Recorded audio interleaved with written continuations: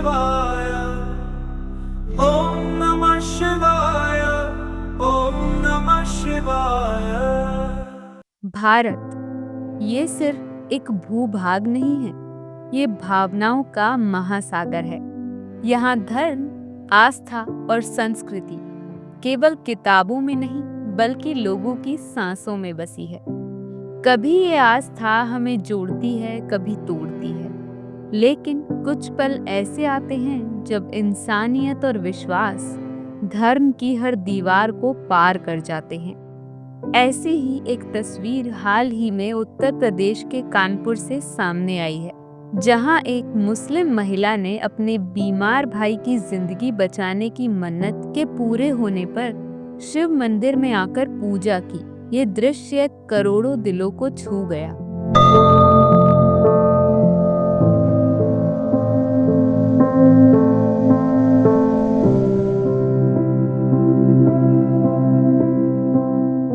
कहानी की शुरुआत एक साधारण परिवार से होती है।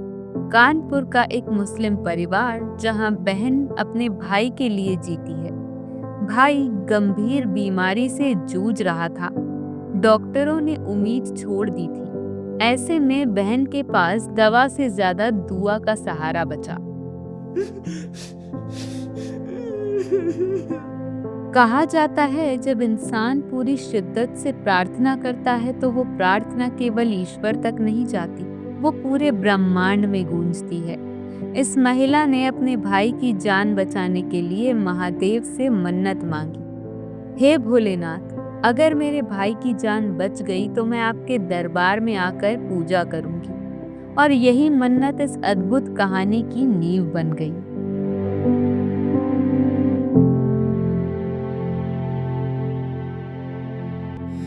दिन बीतते गए और धीरे धीरे बीमारी पीछे हटने लगी। जहां डॉक्टरों ने उम्मीद छोड़ दी थी, वहां जिंदगी लौट आई। भाई ठीक होने लगा, परिवार खुशियों से भर गया। लेकिन उस महिला को याद था उसकी मन्नत, उसका वादा, उसकी आस्था।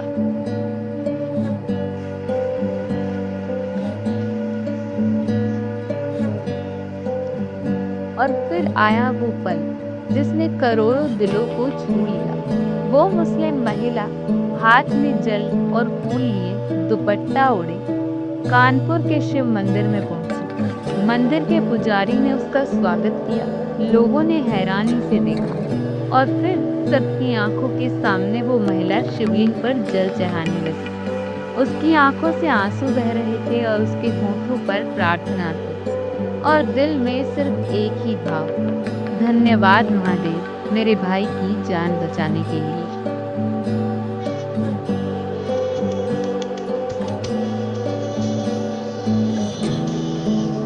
ये दृश्य सोशल मीडिया पर वायरल हो गया। लाखों लोगों ने इसे देखा, हजारों ने इसे साझा किया। किसी ने कहा यही है असली भारत, जहां धर्म से ऊपर इंसानियत होती है।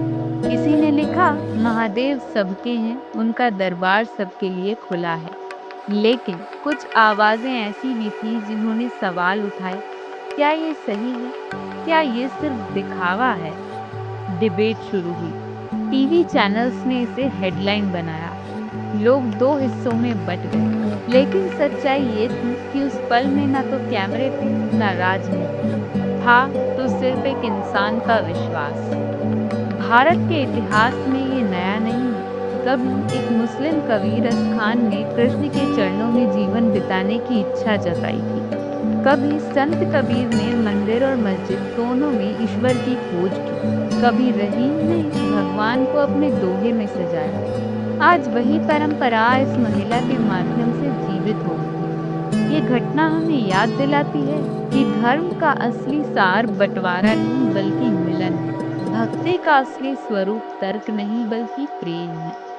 महादेव ना तो हिंदू के हैं ना मुसलमान के, वो तो सबके भोलेनाथ हैं।